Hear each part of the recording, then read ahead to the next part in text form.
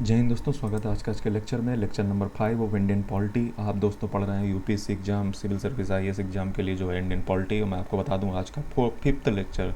आज दोस्तों पांचवां लेक्चर है constitutional scheme of different world constitutions. मैं दोस्तों आपको बता दूं इससे पहले के जो लेक्चर हैं 4, उनमें मैंने यूएसए, यूके, फ्रांस, रसिया, चाइना, इनका जो है कॉन्स्टिट्यूशन मैंने आपको पढ़ाया। आज मैं जो बात करने वाला हूँ, आज मैं जो है जापान और जो है स्विस, यानी कि जो उसको हम स्विट्ज़रलैंड कहते हैं, उनके कॉन्स्टिट्यूशन को जो है आपको पढ़ाऊँगा। और आज का ये लास्ट लेक्चर होगा कॉन्स्टिट्यूशनल स्कीम पे रिलेटेड, क्योंकि यूपीएससी कंटिन्यू जो है 2018 से डिफरेंट कॉन्स्टिट्यूशन का जो कंपैरिजन इंडियन पॉलिटी के साथ करा रही है, इसलिए ये लेक्चर आपके लिए इंपॉर्टेंट हो जाते हैं। तो चलिए बिना किसी बकवास के इस लेक्चर को दोस्तों स्टार्ट करें। उससे पहले मैं आपको शुरुआत में बताना चाहूँगा कि हमारा एक व्हाट्सएप ग्रुप भी है। उस व्हाट्सएप ग्रुप को ज्वाइन करना बिल्कुल भी मत भूलिएगा, डिस्क्रिप्शन में लिंक। और अगर आप जो है पीडब्ल्यू या अन अकेडमी से जो है यूपीएससी के बैचेस से प्रिपरेशन अगर करना चाहते हो 2026 से 27 28, तो आपको डिस्क्रिप्शन में लिंक मिल जाएगा, साथ ही में हमारा प्रोमो कोड मिल जाएगा। आप चाहो तो पीडब्ल्यू या अन अकेडमी जिससे भी स्टार्ट करना हो तो हमारा डिस्काउंट कोड डिस्क्रिप्शन में है, उसको लगा लीजिएगा, ठीक है। तीसरी चीज़ दोस्तों मैं आपको बता दूं कि अगर आप हमारे चैनल पर नए हैं और आपको नहीं पता है, तो दोस्तों ये चैनल जो है one of the best channel है, जहाँ पे आपको जो है यूपीएससी से रिलेटेड भरपूर कंटेंट मिलेगा।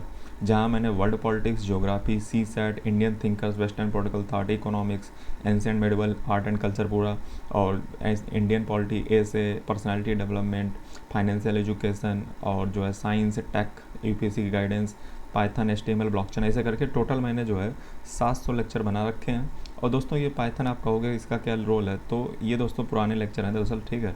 मैं आपको सिर्फ बताना चाहता हूँ कि इतने मैंने लेक्चर ले रखे हैं, तो 700 लेक्चर जो है लगभग हो चुके हैं। और ये चैनल जो है पूरी तरीके से सिर्फ जो है आईएएस एग्ज़ाम और पॉलिटिकल साइंस और इंटरनेशनल रिलेशंस पे जो है फोकस्ड है, इसलिए चैनल को सब्सक्राइब करना ना भूलें। और सारे जो इंपॉर्टेंट लिंक हैं आपको डिस्क्रिप्शन मिल जाएंगे। तो चलिए दोस्तों कथा स्टार्ट करते हैं जापान से, ठीक है। तो जापान पता है आपको नक्शे में कहाँ पे है, ठीक है। इसके जो है 4 आइलैंड में जो है विभक्त है, होन्शु, होकाइडो, और जो है कुइसो, और जो है सूकी जने क्या करके जो है, इसे 4 आइलैंड हैं टोटल, ठीक है। आपको थोड़ा सा जो है जापान के बारे में अगर मैं बताऊं, तो अभी मोदी जी हमारे जो है गए थे जापान की यात्रा पे, जहाँ पे जो है $67 बिलियन का जो है अगले 10 सालों में जापान जो है इंडिया में निवेश करेगा, चूँकि ट्रंप ने जो है भारत पे टैरिफ लगा के रखे हुए हैं 50%। तो जापान की कथा तो जो है आपको पता ही होगा। और आपको जापान का जो रिवालरी है, दरअसल भारत और जापान के जो रिलेशन है, ठीक है, वो आप थोड़ा सा ये समझ लें कि हमारा जैसे जो है सुभाष चंद्र बोस जी थे, ठीक है, उन्होंने जापान के साथ जो है भारत में ब्रिटेन आर्मी को जो है गिराने के लिए और पूरा प्रयास किया था, ठीक है। तो जापान हमारे तरीके से अलाई, मतलब एक तरीके से मान सकते हो, मित्र भी मान सकते हो, क्योंकि पुराने रिलेशन है, ठीक है। और ऐसे भी मान सकते हो कि जो है बुद्ध का जो मतलब प्रचार है वो दोस्तों भारत से ही जापान गया। तो ये दोस्तों जापान है, ठीक है। और ये 4 आइलैंड में डिवाइड है। दोस्तों एक चीज़ आपको और पता होना चाहिए कि जब सेकेंड वर्ल्ड वार चल रहा था, तो सेकेंड वर्ल्ड वार के टाइम क्या था कि जो जापान था वो बहुत कहर बरपाया था। आज आपको जापान बहुत जो है सीधा साधा और जो है बहुत भोला भाला टाइप का जो है जापान आपको लगेगा, लेकिन इस जापान का इतिहास दोस्तों बहुत जो है काला है, ठीक है। काला कैसा है, क्योंकि जापान जो है एक समय बहुत क्रूल टाइप का था, बहुत ज़्यादा। 1937 से 1945 तक जापान ने दोस्तों जो है चाइना के ऊपर इतना कहर बरपाया था, चाइना के ऊपर, कि चाइना के हाल बिल्कुल खस्ता हो चुके थे। जने कितनी जो ज़मीन थी वो चाइना की कब्जा कर ली थी सेकेंड वर्ल्ड वार के दौरान। तो जब जापान के ऊपर जो है हिरोशिमा और नागासाकी पे एटम बम गिराए गए अमेरिका के द्वारा, उसके बाद जापान थोड़ा सा कमज़ोर पड़ा। और फिर जापान जो है जो चीन में दबदबा था जापान का, और जो कोरिया पेनिनसुला जिसको आप देखते हो, ठीक है, Korea, north Korea, south Korea, ये सब जापान के द्वारा कब्जा किए गए थे, ठीक है। तो जापान ने जो है उसके बाद चूँकि जो है ढीला पड़ गया, उसके बाद जो है सारी चीज़ें जो है आज़ाद हो गई। चीन अपना आज़ाद हो गया, और फिर कोरिया पेनिनसुला का क्राइसिस वो अलग है, ठीक है, कोरिया अपना हो गया। ऐसे करते हुए जापान जो है वो अगर देखा जाए तो सेकेंड वर्ल्ड वार में उसकी दशा बेकार हो गई। अब यहाँ पे पॉइंट ये है कि 1945 के समय सितंबर की तरफ, 3 सितंबर तरफ जो है वो, आप मान के चलिए कि जो चाइना था वो जो है आज़ाद हुआ था, किससे? जापान से। तो चाइना मानता है कि हमने जो है जापान को हरा दिया, दूसरा पक्ष इसका ये भी है कि अगर अमेरिका बम न गिराता तो तुम कहाँ रह पाते। तो चाइना जो है 3 सितंबर को एक विक्ट्री परेड आयोजन करता है।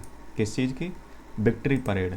तो दोस्तों अभी हाल ही में जो है, अगर आपने न्यूज़ मीडिया में देखा हो, तो विक्ट्री परेड जो है जापान के द्वारा जो है वो आयोजित की गई थी चीन में, ठीक है। तो चीन जो है उसको विक्ट्री परेड के तौर पे जो है मनाता है। और ये 2015 से जब से सी जिनपिंग आए हैं तब से जो है विक्ट्री परेड के दौरान जो है अपनी सैन्य जो ताकत होता है उसका जो है परिचय चाइना करवाता है।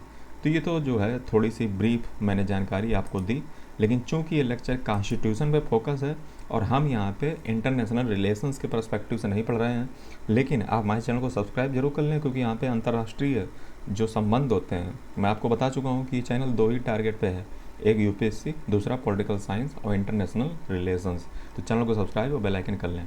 तो अब चलिए कॉन्स्टिट्यूशन ऑफ जापान की जो है बात शुरू करते हैं, क्योंकि आपको बेसिक थोड़ी सी ज्ञान जो है मिल ही चुका होगा। तो जापान जो है बहुकाल से एकदम अब साधारण बन चुका है।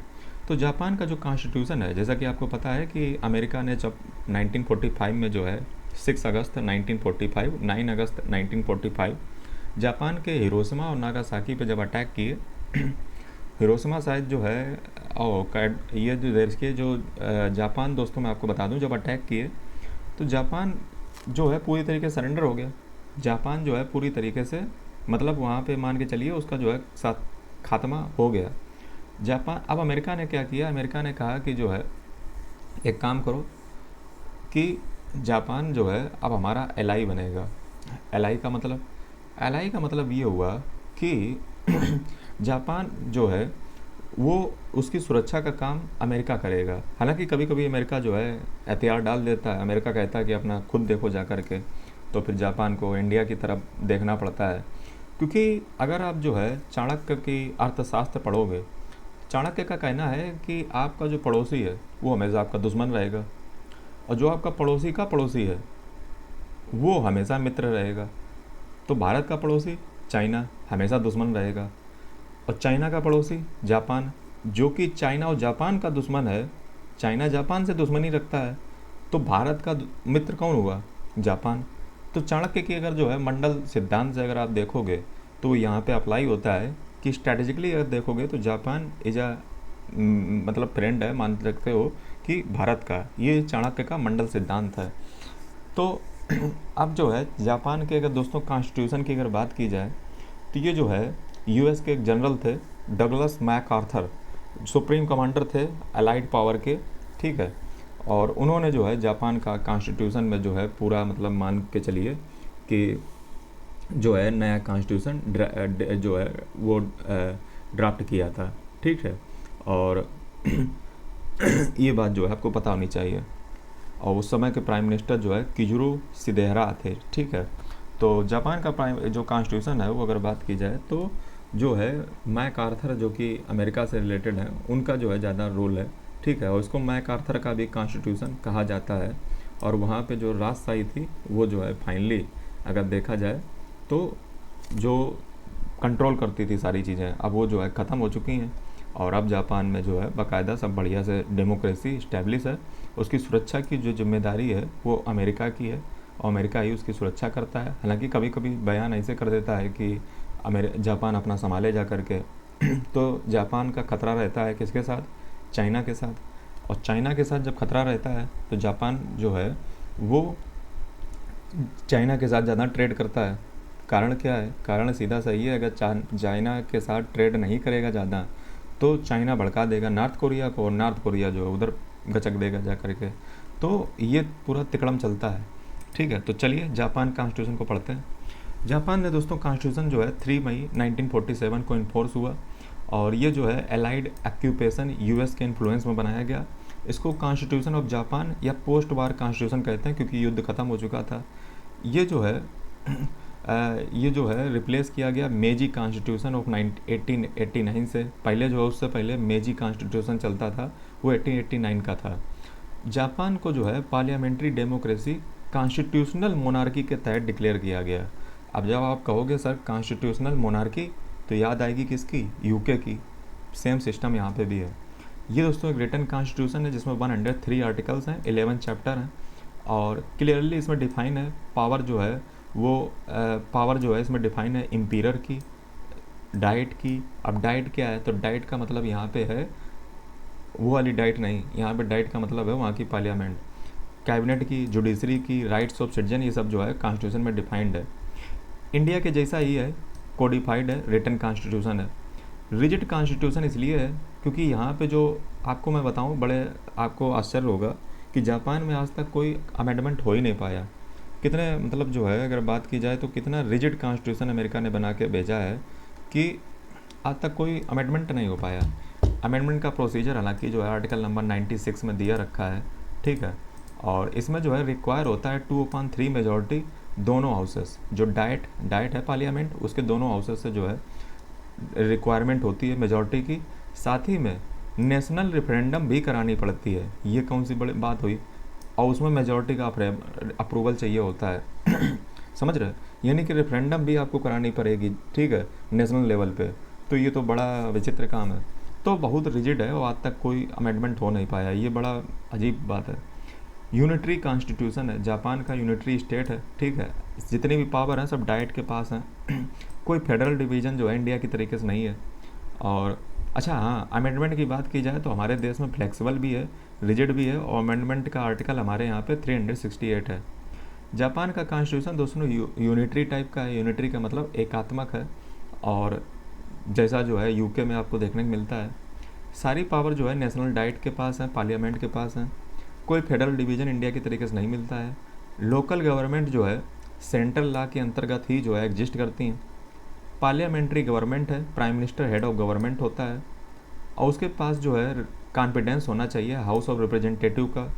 जब हाउस ऑफ रिप्रेजेंटेटिव मैं आपके सामने नाम लेता हूँ तो आपको तुरंत याद आना चाहिए हाउस ऑफ रिप्रेजेंटेटिव अमेरिका का, यानी कि लोकसभा के समकक्ष है house of representative he Japan में होता है, house of representative he America में होता है। तो दोनों जगह कॉमन नाम क्यों है, क्योंकि अमेरिका ने ही डिजाइन किया है। काउंसिल ऑफ मिनिस्टर जो है वो कलेक्टिवली रिस्पॉन्सिबल होते हैं पार्लियामेंट के प्रति, जैसा कि इंडिया में भी होता है। कलेक्टिव का मतलब है कि सभी व्यक्तियों की जिम्मेदारी होगा डिपेंड करना कैबिनेट को, और जो है सब मतलब किसी भी पॉलिसी वगैरह को, और सभी जो है उत्तरदायी होंगे कॉन्स्टिट्यूशनल मोनार्की है, सम्राट जो है इम्पीरियर जो है वही जो है सिंबल होता है स्टेट की यूनिटी और पीपल का, ये आर्टिकल 1 में लिखा है। No power in governance purely ceremonial, यानी कि गवर्नेंस में उसकी कोई ताकत नहीं है, इंडियन प्रेसिडेंट के तरीके से ही जो है एक तरीके से सेरेमोनियल है, ठीक है, कोई ताकत वगैरह उसके पास एग्जिस्ट नहीं करती है। एग्जीक्यूटिव अथॉरिटी जो है वो कैबिनेट के पास है, ठीक है, एग्जीक्यूटिव अथॉरिटी कैबिनेट के पास है, जैसे इंडिया में भी जो है हेड ऑफ मतलब एग्जीक्यूटिव की अगर देखा जाए तो रियल मतलब जो ताकत है वो तो प्राइम मिनिस्टर के पास इंडिया में होती है, लेकिन एग्जीक्यूटिव का जो हेड होता है वो प्रेसिडेंट होता है इंडिया में, ठीक है, और रियल जो है वो प्राइम मिनिस्टर मान लीजिए और नॉमिनल मान लीजिए प्रेसिडेंट। तो सेम ऐसे ही यहाँ पे भी फंडामेंटल राइट जो है वो स्ट्रांग और डिटेल रूप से दिए गए हैं, जिसमें जो है equality, freedom of speech, religion, assembly, academic freedom, ये सब दी रखी हैं। सोशल और इकोनॉमिक राइट्स जो है वो भी गारंटी किए गए हैं, और ये सारे जो है यूएस बिल्स ऑफ राइट्स से जो है प्रभावित हैं। अब आपको मैंने जब अमेरिका का कॉन्स्टिट्यूशन पढ़ाया था सेकंड लेक्चर में, तब मैंने आपको यूएस बिल ऑफ राइट पे बात की थी, नहीं पढ़ा है, पिछले लेक्चर नहीं देखे हैं तो पहले देख के आओ यार। इंडिया में भी सिमिलर है, फंडामेंटल राइट और डीपीएसपी वगैरह जो है दे रखी हैं, ठीक है, और यहाँ पे भी जो है सोशल और इकोनॉमिक राइट। सुप्रीमेसी दोस्तों जो है कॉन्स्टिट्यूशन की है और जुडिशियल रिव्यू भी है, यानी कॉन्स्टिट्यूशन दोस्तों यहाँ पे सुप्रीम लॉ है आर्टिकल 98 के तहत, और सुप्रीम कोर्ट जापान का जो है उसके पास जुडिशियल रिव्यू भी है, क्योंकि अमेरिका में भी है, और इंडिया के पास भी दोस्तों ऐसे ही है, जुडिशियल सुप्रीमेसी यहाँ पे भी है। बेसिक स्ट्रक्चर ऑफ डॉक्ट्रिन के तहत जुडिशियल रिव्यू और आर्टिकल 13 से जुडिशियल रिव्यू हो जाता है जापान के बारे में दोस्तों एक खास बात यह है कि यहाँ पे देखिए कितनी अच्छी बात है, और इसको मतलब ऐसी चीज़ आपको कहीं देखने की जल्दी नहीं मिलती है, वो ये है कि जापान जो है वो कभी भी जो है वार यानी कि युद्ध जो है मतलब जो है डिक्लेयर नहीं कर सकता है, ठीक है, यानी कि जो है उसको युद्ध जो है उसको त्यागना पड़ेगा, जापान को जो वार है वो त्यागनी पड़ेगी, ठीक है। तो ये जो है रिनाउंस किया गया है वार को, और ये सब कॉन्स्टिट्यूशन में लिखा है आर्टिकल 9 के तहत।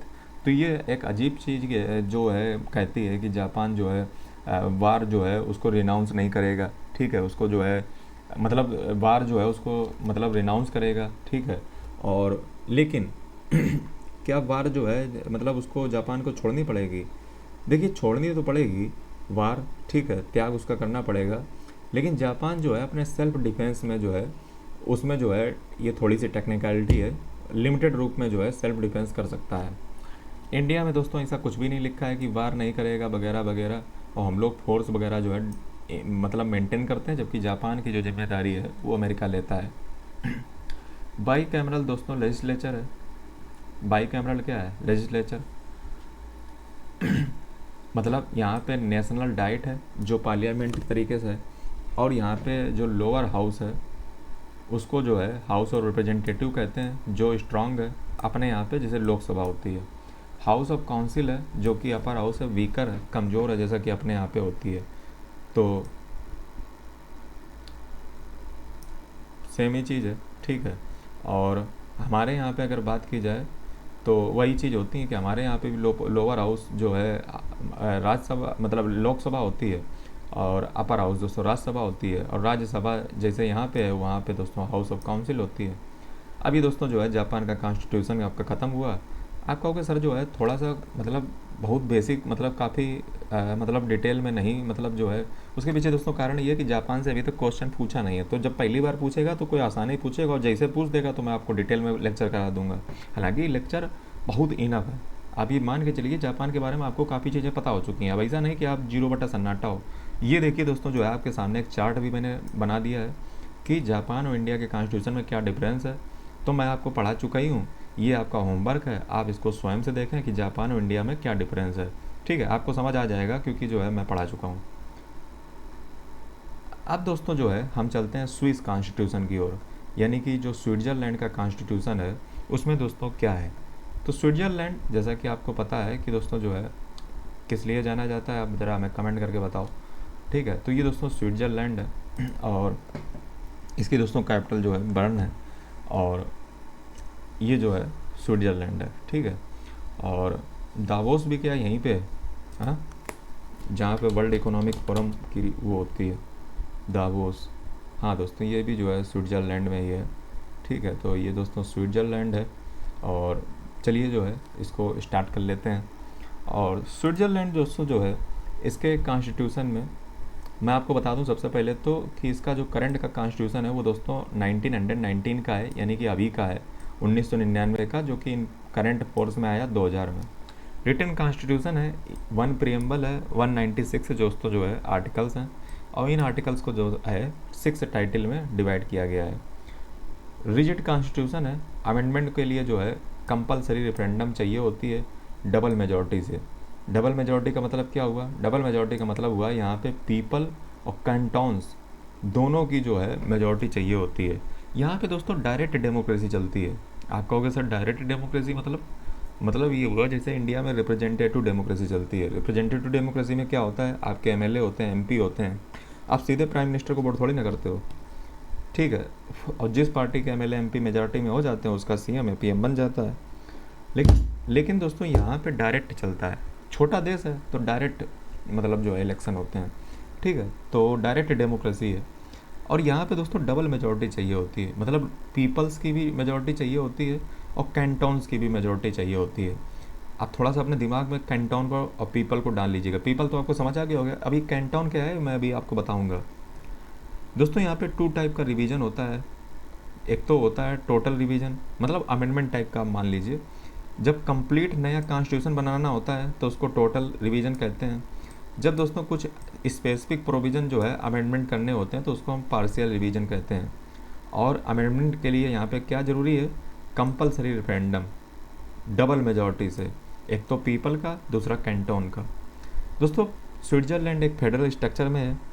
बेसिक फीचर ये है कि स्विट्ज़रलैंड दोस्तों जो है फेडरल स्टेट है 1999 से, और यहाँ पे जो है सोवरेंटी का डिवीज़न किया गया है किन के बीच में? तो कन्फेडरेशन यानी कि फेडरल गवर्नमेंट और कैंटोन्स के बीच में। कैंटोन्स क्या मतलब क्या है? स्टेट्स, राज्य के बीच में। तो अब आपको एक बात समझ आई कि यहाँ पे दोस्तों एक प्रकार से कन्फेडरेशन टाइप की है, यानी कि सोवरेंटी को जो है डिवाइड किया गया है, फेडरल टाइप की गवर्नमेंट है। आप कहोगे सर बात कुछ समझ नहीं आई। दोस्तों यहाँ पे जो है आप देखते हो कि कोई भी देश में जल्दी सोवरेंटी का डिवीज़न नहीं होता, यहाँ पे दोस्तों सोवरेंटी का डिवीज़न है। यानी कि यहाँ पे जो है अगर देखा जाए तो स्टेट के पास ज़्यादा ताकत होगी, और स्टेट का मतलब क्या है, कैंटोन। इसलिए यहाँ पे जब कॉन्स्टिट्यूशन को जो है अमेंडमेंट कराना होता है तो कंपलसरी रेफरेंडम में लोगों के साथ साथ कैंटोन यानी कि स्टेट की रेटिफिकेशन भी चाहिए होती है। तो यहाँ पे दोस्तों कन्फेडरेशन टाइप का है, ठीक है। और कन्फेडरेशन का मतलब मैं आपको पहले ही लेक्चर में बता चुका हूँ, जहाँ पे कोई भी व्यक्ति कभी भी अलग हो सकता है, ठीक है। और चूँकि जब कन्फेडरेशन टाइप का है यानी कि थोड़ी थोड़ी ताकतें सबके पास हैं, तो वो एक प्रकार की फेडरल स्ट्रक्चर हो गया। अब बात समझ आई। और यहाँ पे कैंटोन दोस्तों जो है हम स्टेट्स को कह रहे हैं। यहाँ पे दोस्तों प्रिंसिपल ऑफ सब्सिडरी है। इसका मतलब क्या हुआ कि पावर जो है वो एक्सरसाइज की जाती है लोअर पॉसिबल लेवल पे, यानी कि मतलब इतना डिसेंट्रलाइज टाइप का है कि यहाँ पे लोअर लेवल पे भी जो है पावर को डाला गया है, जैसे कम्यून, कैंटोन, फेडरेशन, ठीक है। तो लोअर लेवल जैसे हमारे यहाँ पे दोस्तों क्या होता है, तो आपको पता होना चाहिए कि 73rd constitutional amendment act 1992, 74th constitutional amendment act 1992 inserted part 9 and part 9A, through which Indian Constitution introduces the Gandhian philosophy, that is village level, and we have introduced also municipality, corporation and three-tier structure at grassroots level, that is village panchayat, जिला panchayat and क्षेत्र पंचायत। तो हमारे यहाँ पे देश में भी जो है अगर देखा जाए तो 92 कॉन्स्टिट्यूशनल अमेंडमेंट एक्ट के द्वारा हमने भी जो है डिवोल्यूशन ऑफ पावर की है, ठीक है। स्टेट के कंट्रोल में दोस्तों जो है लोअर लेवल पे रहते हैं, जैसे जिला पंचायत, क्षेत्र पंचायत, ये सब पंचायती जो गांधीयन फिलॉसफी से इंस्पायर्ड है। यूपीएससी ने 2025 में प्रीलिम्स में इस पर क्वेश्चन पूछा है। दोस्तों यूनिट्स ऑफ फेडरेशन की जरा बात कर लेते हैं। तो टोटल 26 कैंटोन्स हैं यानी कि स्टेट्स हैं। हिस्टोरिकली दोस्तों जो है 22 कैंटोन्स, ठीक है, but some half cantons due to religious political division. Since 1919 all treated as full canton, but in Council of State and referendum half canton still। दोस्तों यहाँ पे 26 टोटल कैंटोन है, आप इतना दिमाग में बट डाल लीजिए, ठीक है। और कुछ कैंटोन जो है अगर बात की जाए तो हिस्टोरिकली 22 ही थी, ठीक है। और हाफ कैंटोन क्या होता है, तो यहाँ पे दोस्तों जो है अगर बात किया जाए तो हाफ कैंटोन का मतलब होता है 6 हाफ कैंटोन्स। ये दोस्तों 3-3 जो है पेयर में होते हैं, ठीक है। मतलब यहाँ पे जो है हाफ कैंटोन का भी जो है मतलब एक तरीका चलता है हाफ कैंटोन का, ठीक है। और उसमें क्या होता है कि उसमें जो है 6 हाफ कैंटोन जो है बनाए जाते हैं 3-3 के पेयर में, ठीक है। जैसे बेसेल, ये कुछ नाम होगा, ठीक है। ये देखिए एक एक पेयर बनाया गया है, तो 3 दोस्तों जो है पेयर बनाए जाते हैं, ठीक है। इनको हम कहते हैं 6 हाफ कैंटोन, ठीक है, हाफ कैंटोन। ये जो है 6 कैंटोन्स जो है एडमिनिस्ट्रेटिवली बट 3 वोट्स फेडरली, यानी कि जो है 6 कैंटोन जो है दिखने में तो आपको एडमिनिस्ट्रेटिवली जो है यहाँ पे जो है मतलब आप ऐसे समझिए कि 26 टोटल कैंटोन है जो कि स्टेट हैं, लेकिन 6 हाफ कैंटोन भी हैं।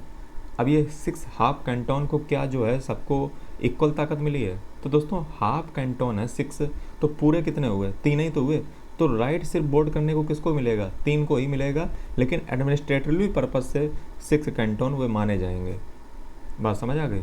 यानी कि यहाँ पे दोस्तों कैंटोन होते हैं जिनको स्टेट कहते हैं, कुछ हाफ कैंटोन होते हैं, ठीक है। और अब दोस्तों रिप्रेजेंटेशन की अगर बात की जाए तो यहाँ पे एक अपर हाउस होता है जिसको काउंसिल ऑफ स्टेट कहते हैं, और एक दोस्तों जो है नहीं, यहाँ पे एक अपर हाउस होता है, ठीक है, जिसको हम अपर हाउस कहते हैं, जिसको काउंसिल ऑफ स्टेट होता है जिसको हम अपर हाउस कहते हैं। इसमें फुल कैंटोन के पास दोस्तों जो है 2 सीटें होती हैं, हाफ कैंटोन के पास 1 सीटें होती हैं। तो टोटल दोस्तों जो है 46 मेंबर यहाँ पे होते हैं। टोटल मेंबर यहाँ पे कितने होते हैं, टोटल मेंबर यहाँ पे 46 होते हैं,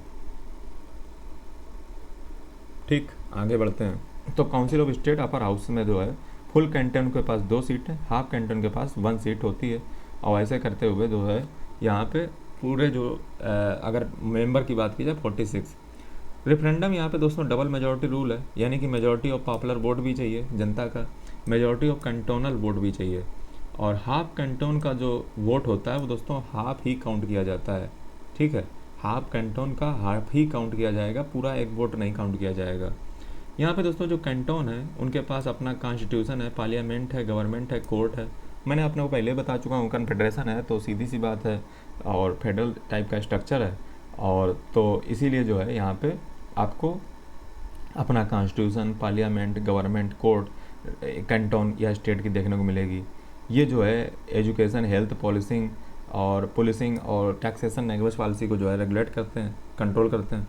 कन्फेडरेशन जो है हैंडल करती है जो कन्फेडरेशन है पूरे स्टेट की। ठीक है, तो वो दोस्तों हैंडल करती है foreign affair, defence, monetary policy, infrastructure वगैरह। तो स्टेट के पास ज़्यादा ताकत है। ठीक है, कन्फेडरेशन है। जैसे मैंने आपको पहले वीडियो में लेक्चर दिया था, जैसे यूरोपीय यूनियन जो है वो एक कन्फेडरेशन है, तो उसमें कोई भी कभी भी अलग हो सकता है, जैसे यूके ने ब्रेग्जिट कर लिया। दोस्तों काउंसिल मॉडल ऑफ गवर्नमेंट का ज़रा देख लेते हैं। काउंसिल मॉडल ऑफ गवर्नमेंट जो है हम देखेंगे, तो चलिए काउंसिल मॉडल ऑफ गवर्नमेंट देख लेते हैं क्या है, कहाँ गए। यहाँ पे दोस्तों जो है नाइदर पार्लियामेंट नार प्रेसिडेंशियल, यानी कि यहाँ पे जो पार्लियामेंट का नहीं, जो गवर्नमेंट का मॉडल है वो दोस्तों ना ही यहाँ पे पार्लियामेंट्री है ना ही प्रेसिडेंशियल है। यहाँ पे दोस्तों कॉलेजियल एग्जीक्यूटिव मॉडल जो है, यानी कि कॉलेजियल एग्जीक्यूटिव मॉडल है, ना पार्लियामेंट है ना प्रेसिडेंशियल है अमेरिका की तरीके से। कॉलेजियल एग्जीक्यूटिव मॉडल में जो है 7 मेंबर की एक फेडरल काउंसिल होती है। ठीक है, और ये फेडरल काउंसिल एग्जीक्यूटिव होती है। ये 7 मेंबर जो है फेडरल असेंबली के द्वारा जो है चुने जाते हैं। जो वहाँ के पार्लियामेंट के दोनों हाउसेस होते हैं उनके जॉइंट सेशन में जो है फेडरल असेंबली के द्वारा जो है 7 मेंबर को चुना जाता है। फेडरल असेंबली की जब मैं बात कर रहा हूँ तो दोस्तों जो है पार्लियामेंट आप मान लो, तो 7 मेंबर जो एग्जीक्यूटिव काउंसिल के होते हैं वो कहाँ से चुने जाते हैं? फेडरल असेंबली से चुने जाते हैं, दोनों हाउसेस के जॉइंट सेशन में, जिनका टर्म जो है 4 ईयर होता है। यानी कि टोटल टर्म जो है फेडरल असेंबली का कितना मिलेगा? 4 ईयर्स मिलेगा। यहाँ पे एक मैजिक फार्मूला चलता है। क्या मैजिक फार्मूला? 1959 में जो है 2003 and 525 ensure proportional representation of major parties.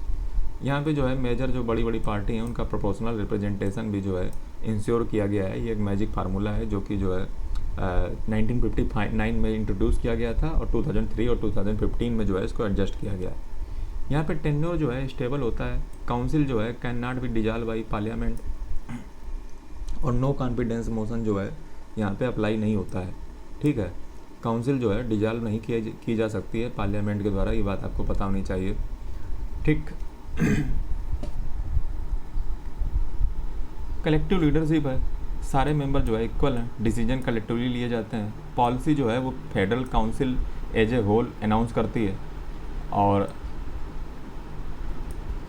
Federal council का मतलब दोस्तों जैसा कि मैंने आपको ऊपर भी बताया कि यहाँ पे दोस्तों जो है फेडरल काउंसिल ही एग्जीक्यूटिव होती है। यहाँ पे कॉलेजियल एग्जीक्यूटिव मॉडल है।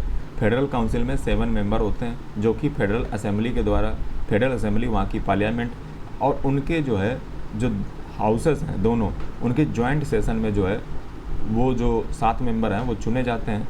और जो फेडरल काउंसिल जो है वो एज ए होल जो है पॉलिसी को अनाउंस करती है, और डिसीजन कलेक्टिवली जो है सारे मेंबर्स के द्वारा जो है लिए जाते हैं, क्योंकि वो सब जो है इक्वल हैं। स्टेट को जो है 2 वोट कर नहीं, स्टेट के पास जो है 2 सीटें होती हैं, हाफ कैंटोन के पास 1 सीट होती है, जैसा कि मैं आपको बता चुका हूँ। हाफ कैंटोन का जो वोट होता है उसको हाफ माना जाता है, और कैंटोन का वोट जो है लगभग फुल माना जाता है। प्रेसिडेंट ऑफ कॉन्फेडरेशन की अगर बात की जाए तो इसको एनुअली जो है रोटेशन से चूज़ किया जाता है कॉन्फेडरेशन का प्रेसिडेंट। ठीक है, chairs meetings and perform ceremonial function. जो प्रेसिडेंट होता है कॉन्फेडरेशन का वो जो है इसे मतलब एक बार हम बन लेंगे, एक बार तुम बन लोगे, तो रोटेशन मतलब ये नया तरीका है, और उसके पास कोई एग्जीक्यूटिव पावर नहीं होती है। काउंसिल के अगर डिपार्टमेंट की अगर बात की जाए तो ईच काउंसिल हेड आ फेडरल डिपार्टमेंट। हर काउंसिल की एक फेडरल डिपार्टमेंट होती है मिनिस्ट्री की तरीके से। ठीक है, हर काउंसिल का एक फेडरल डिपार्टमेंट होता है। कलेक्टिव अकाउंटेबिलिटी होती है, इंडिविजुअल नहीं होती है, जो कि हर जगह आपको देखने को मिला। आपको यूएसए में नहीं, आपको जो है इंडिया में भी यही देखने को मिलता है, यूके में भी सेम चीज़ें हैं। एडवांटेज दोस्तों क्या है कि पॉलिटिकल यहाँ पे स्टेबिलिटी बनी रहती है, अथॉरिटेरियनिज्म जो है रुका रहता है, क्योंकि एक के पास ताकत है ही नहीं, सेंट्रलिज्म है ही नहीं। प्लूरलिज्म जो है प्रमोट होता है। क्रिटिसिज्म दोस्तों ये है कि डिसीजन बहुत धीमे धीमे होंगे और वीक लीडरशिप क्राइसिस जो है झेलना पड़ सकता है, स्विट्ज़रलैंड को पड़ता ही है।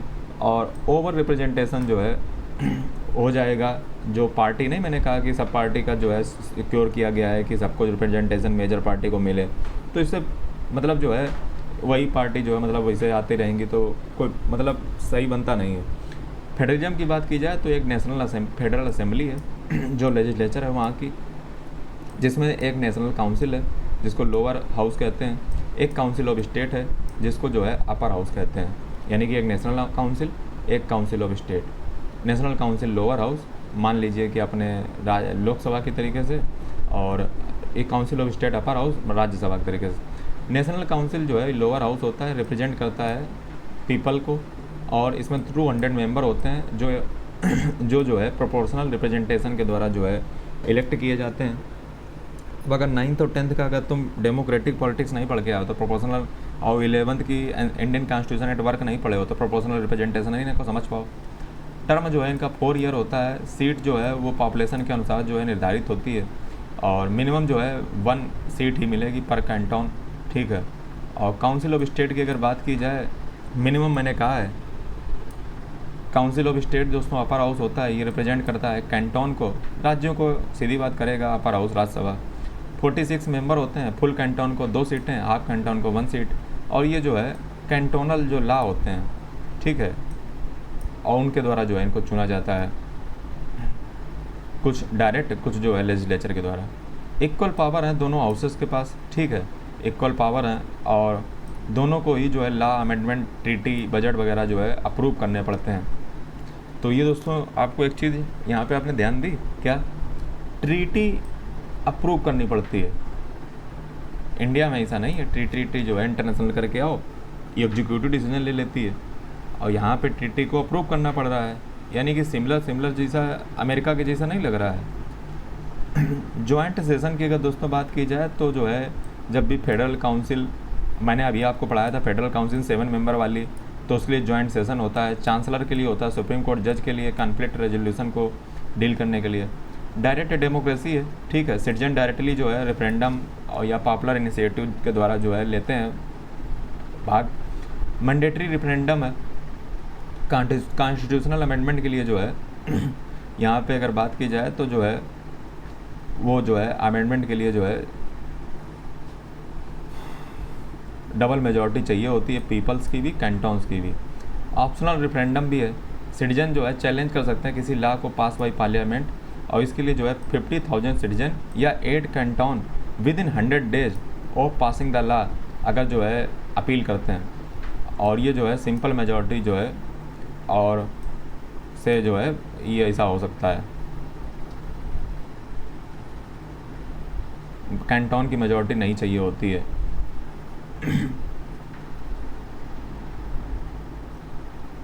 पॉपुलर इनिशिएटिव भी है। सिटीजन प्रपोज कर सकते हैं कॉन्स्टिट्यूशनल अमेंडमेंट को। सिटीजन क्या कर सकते हैं, कॉन्स्टिट्यूशनल अमेंडमेंट को प्रपोज कर सकते हैं। इसके लिए 1000 सिग्नेचर 18 मंथ में चाहिए होते हैं, और ये नेशन वाइड जो है रेफरेंडम इसके लिए जो है सब्जेक्ट है, मतलब subject to nationwide referendum, और डबल मेजॉरिटी इसमें भी नीडेड होगी। डबल मेजॉरिटी जब मैं बात करता हूँ तो शुरुआत से बता रहा हूँ। सिग्निफिकेंस की बात की जाए तो सिटीजन यहाँ पे जो है सोवरेन अथॉरिटी एंजॉय करता है, और वो गवर्नमेंट को अकाउंटेबिलिटी, प्रोटेक्ट फेडरल बैलेंस का काम करता है। यहाँ पे दोस्तों ट्रिपल सिटीजनशिप है। आपको पता होना चाहिए कि ट्रिपल सिटीजनशिप, सिंगल नहीं इंडिया के तरीके से, डबल नहीं अमेरिका के तरीके से, ट्रिपल। एवरी स्विस सिटीजन अपनी कम्यून का जो है हेड होता है, कम्यून की सिटीजनशिप होती है, यानी कि जिस म्यूनसिपैलिटी में वो रहता है। कैंटोन की सिटीजनशिप होती है जिस स्टेट में रहता है, और कन्फेडरेशन यानी कि नेशन की सिटीजनशिप होती है। तो ये अजीब टाइप का कॉन्सेप्ट है, ठीक है। इससे दोस्तों लोकल डेमोक्रेसी और इंटीग्रेशन इंश्योर होती है।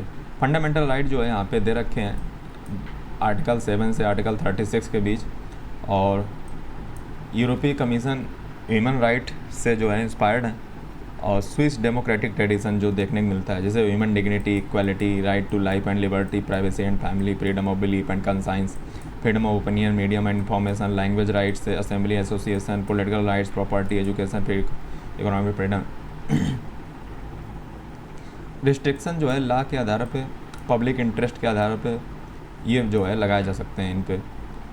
जैसे हमारे यहाँ पे आर्टिकल 19 एक्सपेल्यूट थोड़ी ना, उन पर रिजनेबल रिस्ट्रिक्शन भी है आर्टिकल 19 क्लास 2 में। जुडिशियल प्रोटेक्शन जो है यहाँ पे दे रखी है, एक फेडरल सुप्रीम कोर्ट है, कैंटोनल कोर्ट वगैरह हैं, ठीक है, जो राज्यों में होते हैं, और ये सब जो है European court of human rights के सब्जेक्ट में है, मतलब जो है यूरोपियन कोर्ट जो of human rights. Current relevance क्या है, तो इससे दोस्तों जो है करंट रिलेवेंस, अच्छा ये उसका है न्यूज़ का। दोस्तों सोशल गोल्स भी जो है गवर्नमेंट के हैं, जो चैप्टर 2 में दे रखे हैं, और ये दोस्तों डायरेक्टिव है नेचर में, जैसे इंडिया में DPSP होती हैं, नॉन जस्टिसाइबल हैं। Social security, health care, family protection, housing, employment, education, environment, culture, ये जो है कोर गोल्स हैं। नेचर नॉन इन्फोर्सेबल है और गाइड करते हैं पॉलिसी मेकर्स को, जैसे इंडिया में स्ट्रॉन्ग स्विस वेलफेयर स्टेट है, यूनिवर्सल, ये सब जो है चीज़ें करते हैं। और करंट में मुद्दा जो है पेंशन डिबेट को चल रहा है, हेल्थ की कास्ट बढ़ रही है, हाउसिंग एनवायरनमेंट को लेकर के करंट मुद्दे हैं। चलिए जो है यहाँ पे स्विस का कॉन्स्टिट्यूशन खत्म हुआ, और दोस्तों ये आपका घर का काम है, ये सेल्फ रीडिंग है, इसको जो आप मान लीजिएगा। स्विट्जरलैंड के इंडिया का जो लिखित मैंने जो है रिटर्न में आपको दे दिया है डिटेल्ड, ठीक है। तो ये दोस्तों आज जो है आपकी कॉन्स्टिट्यूशनल स्कीम में मैंने आपको पढ़ाया कितने देशों का कॉन्स्टिट्यूशन आपको पता है। आपको मैंने पढ़ाया USA का कॉन्स्टिट्यूशन, आपको मैंने पढ़ाया UK का कॉन्स्टिट्यूशन, आपको मैंने पढ़ाया जापान का, आपको रसिया का, आपको चाइना का, आपको स्विस का, इन सब के कॉन्स्टिट्यूशन मैंने आपको पढ़ाए। अब दोस्तों भारत के कॉन्स्टिट्यूशन पे दोस्तों कुछ और देशों के भी जो है इफेक्ट जो है आपको इन्फ्लुएंस देखने को मिलेगा, तो उनसे भी चलिए रिलेटेड सारी जानकारी ले लेते हैं, क्योंकि हमारा काम है, ऐसे लेक्चर आपको कहीं मिलेंगे नहीं। और constitutional schemes of different country जो है आज ख़त्म हो जाएगी पहली यूनिट, और फिर जो है कुछ कल से नया स्टार्ट होगा। आज लेक्चर 5 लेक्चर में मैंने डिफरेंट कंट्री के कॉन्स्टिट्यूशन का जो इन्फ्लुएंस है भारत के कॉन्स्टिट्यूशन पे, वो मैं आपको बता रहा हूँ।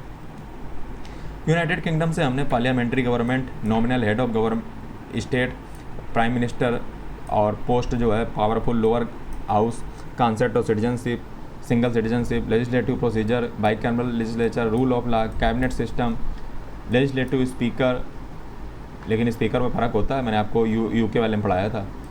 और ये सारी चीज़ें जो है हमने UK से उठा के रखी हैं, इनका सबका इन्फ्लुएंस है।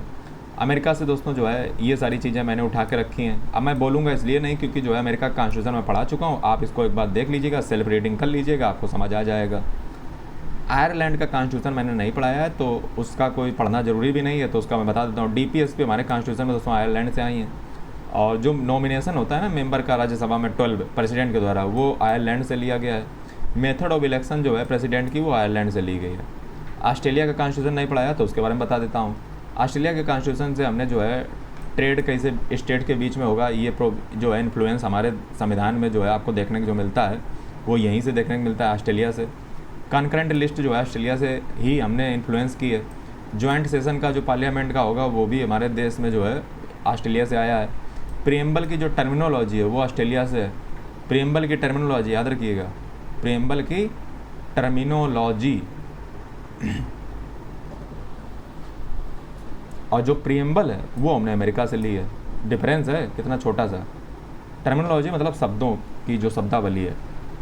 फ्रांस से हमने क्या लिया है, तो फ्रांस वाले कॉन्स्टिट्यूशन मैंने आपको सब पढ़ाया था, लिबर्टी, इक्वलिटी, फ्रेटर्निटी और रिपब्लिक क्या आइडल्स।